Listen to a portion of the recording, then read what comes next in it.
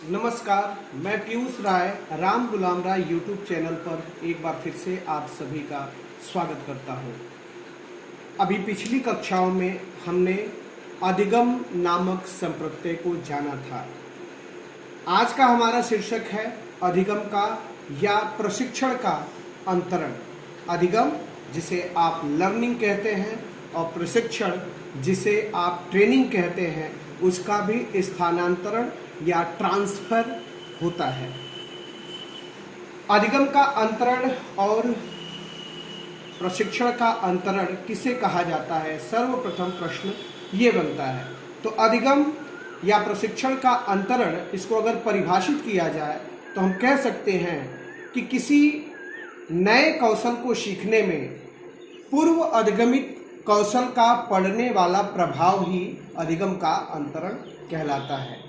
अर्थात जब हम किसी नए कौशल या किसी नए अधिगम को सीखते हैं, उस अधिगम या उस कौशल को सीखने में यदि कोई पूर्व अधिगम या पूर्व कौशल अपना किसी तरह का प्रभाव छोड़ता है तो उसको हम अधिगम का अंतरण कहते हैं।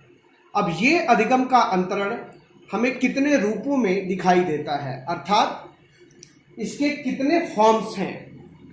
तो जो अधिगम का अंतरण है मुख्यतया 3 फॉर्म्स या 3 रूपों में प्रदर्शित होता है।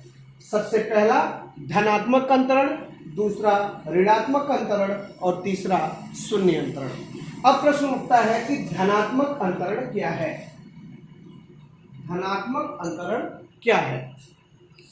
जब किसी नवीन कौशल के अधिगम में किसी पूर्व अधिगमित कौशल के द्वारा सकारात्मक योगदान दिया जाता है, अर्थात किसी नवीन कौशल के अधिगम में कोई पुराना कौशल यदि साधक की भूमिका निभाता है या उसको सकारात्मक सहयोग देता है, तो उसे हम धनात्मक अंतरण की संज्ञा देते हैं। जैसे कि यदि आप लॉन टेनिस खेलना जानते हैं, तो लॉन टेनिस का जो आपने अधिगम किया है और आप बैडमिंटन का प्रशिक्षण लेना चाहते हैं, तो इस बैडमिंटन के प्रशिक्षण में इस लॉन टेनिस के प्रशिक्षण की भूमिका सकारात्मक होगी, अर्थात ये बैडमिंटन को सीखने में साधक की भूमिका निभाएगा, न कि बाधक का। अब बात करते हैं दूसरे रूप की। दूसरा रूप है ऋणात्मक अंतरण। जब किसी नवीन कौशल के अधिगम में किसी पूर्व अधिगमित कौशल के द्वारा बाधक की भूमिका निभाई जाती हो, अर्थात किसी नवीन कौशल के सीखने में कोई पुराना कौशल जिसे आपने सीखा हो वह उसको सीखने में बाधा उत्पन्न करता हो, तो ऐसे अंतरण को हम ऋणात्मक अंतरण की संज्ञा देते हैं। जैसे कि गत वर्ष था 2019 का, और यदि इस वर्ष की जनवरी माह में आपको हस्ताक्षर करने के लिए कहा गया होगा, तो आप जनरली ये गलती कर जाते हैं कि जैसे 3 तारीख के डेट को आपको डालना होगा, तो आप अक्सर 3/1/2020 की जगह 3/1/2019 कर देते हैं। क्यों?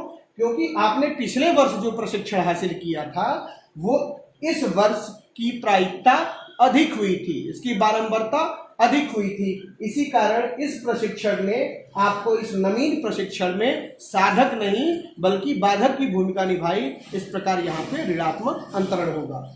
इसी तरह जैसे आप टाइपिंग सीखते हैं, अगर आपने अंग्रेजी भाषा में टाइपिंग सीखा है और आपको हिंदी भाषा में टाइपिंग करना होता है, तो ऐसे में अंग्रेजी भाषा में जो सीखा गया कौशल है वो हिंदी भाषा में टाइपिंग को सीखने में कहीं न कहीं से नकारात्मक भूमिका निभाता है, इसलिए यहाँ भी ऋणात्मक अंतरण होगा। अब बात करते हैं शून्य अंतरण की।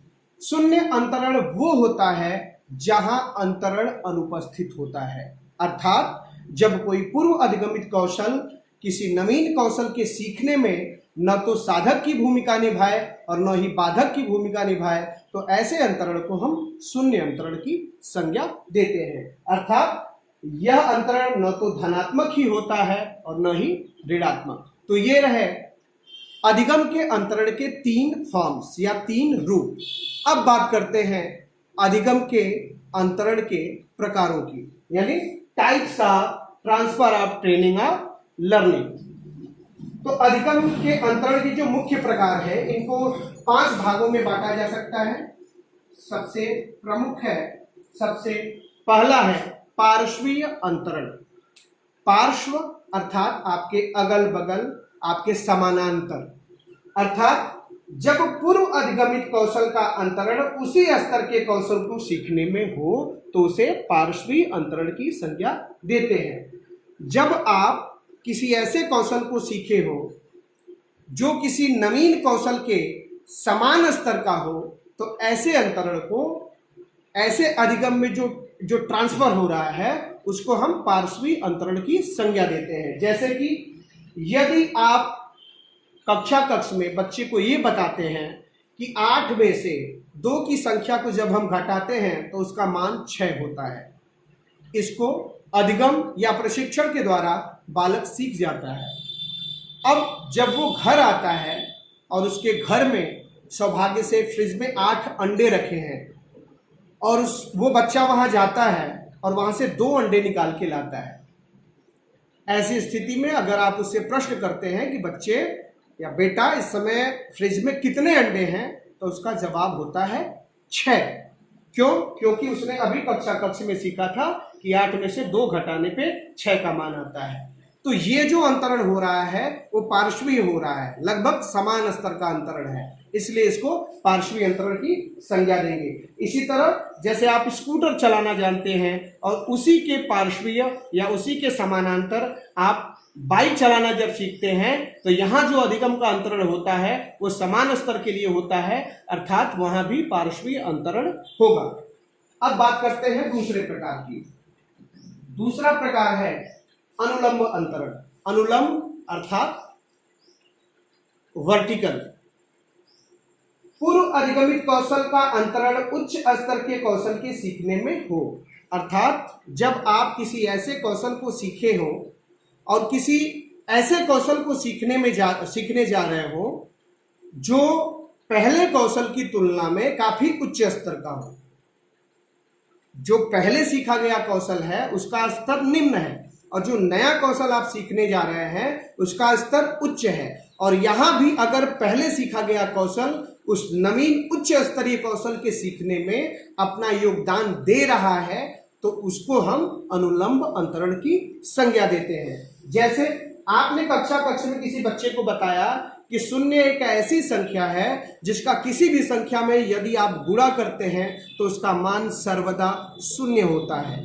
जी हाँ, शून्य का मान, शून्य का यदि गुणा करते हैं किसी भी संख्या में तो उसका मान शून्य होता है। ऐसी परिस्थिति में जब हम बच्चे को कोई भी संख्या देते हैं या कोई भी जटिल समीकरण देते हैं जिसमें शून्य का गुणा किया जाता है, जैसे 263 गुणे 179 गुणे 796, इतने डिजिट्स लिख लें, इंटू 0 अगर आप लास्ट में करते हैं और बच्चा उसका उत्तर दे देता है, अर्थात वो उसको सॉल्व कर देता है, तो 2 गुणे शून्य की तुलना में ये गणितीय प्रश्न अधिक उच्च स्तर का है। और इसी 2 गुणे शून्य बराबर शून्य, अर्थात किसी भी संख्या में शून्य का गुणा करने पे शून्य आए, यही सीखा है बच्चे ने, और इस ज्ञान या इस अधिगम को वो यहाँ पे भी अप्लाई करता है और उसका मान शून्य बताता है। तो ऐसे अंतरण को हम अनुलंब अंतरण की संज्ञा देंगे। जैसे कि आप अपने व्यवहारिक जीवन में साइकिल चलाना जानते हैं और साइकिल का चलाना या साइकिल चलाना सीखना, यदि आप कार सीखने जाते हैं और कार के सीखने में वो साइकिल का चलाना भी यदि कोई सकारात्मक अंतरण की भूमिका निभाता है तो ऐसी स्थिति में हम उसे अनुलंब अंतरण की संज्ञा देंगे, क्योंकि साइकिल का चलाना कार के चलाने की तुलना में अधिक सामान्य है। अब बात करते हैं अनुक्रमिक अंतरण की, जो कि अंतरण के प्रकारों में तीसरा प्रकार है। अनुक्रमिक अंतरण कहता है कि विषयों को एक क्रम से सीखने के बाद किसी नए विषय या कौशल को सीखने में पड़ने वाला प्रभाव ही अनुक्रमिक अंतरण है।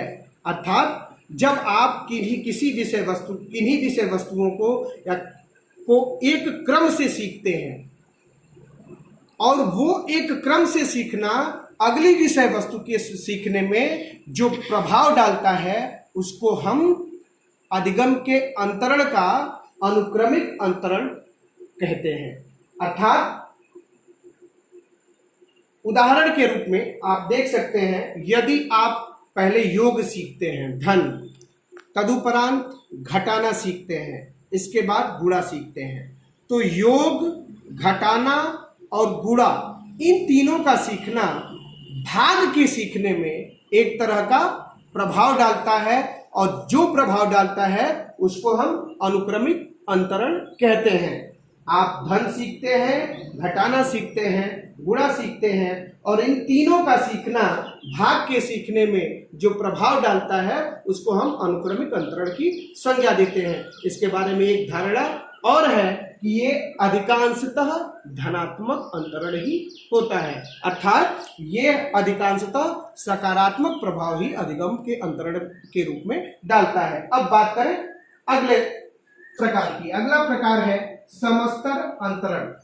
सीखे गए कौशल का अंतरण समान स्तरीय कौशल के सीखने में हो, अर्थात जिस कौशल को आप सीखे हैं और जिस कौशल को आप सीखने जा रहे हैं, उन दोनों का स्तर यदि सामान्य होता है, समान होता है, तो उसको हम सम स्तर अंतरण कहते हैं। सम मतलब बराबर, स्तर मतलब लेवल। तो यहाँ अंतरण जो है बराबर के स्तर में होता है, और इसके उदाहरण के रूप में आप पार्श्वीय अंतरण को ले सकते हैं और अनुक्रमिक अंतरण को ले सकते हैं। पार्श्वीय में भी समान स्तर का अंतरण होता है और अनुक्रमिक में भी कमोबेश समान स्तर का ही अंतरण होता है। अब बात करें अंतिम प्रकार की, जिसे आप कहते हैं द्विपार्श्वीय या क्रॉस शिक्षा। ये कहता है कि शरीर के दाएं अंग से सीखे गए कौशल का अंतरण स्वतः बाएं अंग से सीखने में तथा बाएं अंग से सीखने का स्वतः अंतरण दाएं अंग से सीखने में यदि होता है तो उसको हम द्विपार्श्वीय या क्रॉस शिक्षा की संज्ञा देते हैं। ठीक, यदि दाएं हाथ से आपने किसी कौशल को सीखा है या दाएं अंग से कोई कौशल सीखा है और अब बाएं अंग से किसी कौशल को सीखने जा रहे हैं, तो ऐसे में दाएं अंग से जो सीखा गया कौशल है वो बाएं अंग से सीखे जा रहे कौशल में एक तरह का सकारात्मक योगदान ही देता है। इसी तरह यदि आप बाएं अंग से सीखे हैं किसी चीज को और दाएं अंग से सीखने जा रहे हैं, तो बाएं अंग से सीखना दाएं अंग से सीखने में स्वतः एक प्रकार का सकारात्मक अंतरण प्रदान करता है। इसी को हम द्विपार्श्वीय या क्रॉस शिक्षा कहते हैं। उदाहरण के रूप में दाएं हाथ से लिखना और बाएं हाथ से लिखना। मेरा नाम है पीयूष, मैंने अपना नाम दाएं हाथ से लिख लिया, ये मेरा नेचुरल हाथ है। ठीक, अब मैं बाएं हाथ से लिखने की कोशिश करता हूं।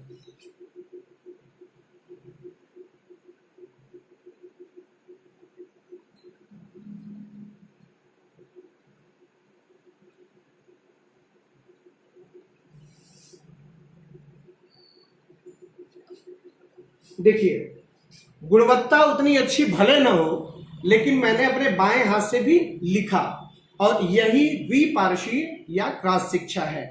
क्यों लिख पाया बाएं हाथ से? क्योंकि दाएं हाथ से जो मैंने सीखा था इस अधिगम का अंतरण बाएं हाथ से सीखने में हुआ, इसलिए मैंने बाएं हाथ से भी अपना नाम लिखने में समर्थता प्राप्त की। इसी को कहते हैं द्विपार्श्वीय या क्रॉस शिक्षा। तो मित्रों, ये रहा अधिगम का अंतरण, उसके रूप, उसके प्रकार, इससे संबंधित कुछ सिद्धांतों और कुछ अन्य बिंदुओं पे अगले वीडियो में चर्चा करेंगे। तब तक के लिए इजाजत दीजिए। नमस्कार।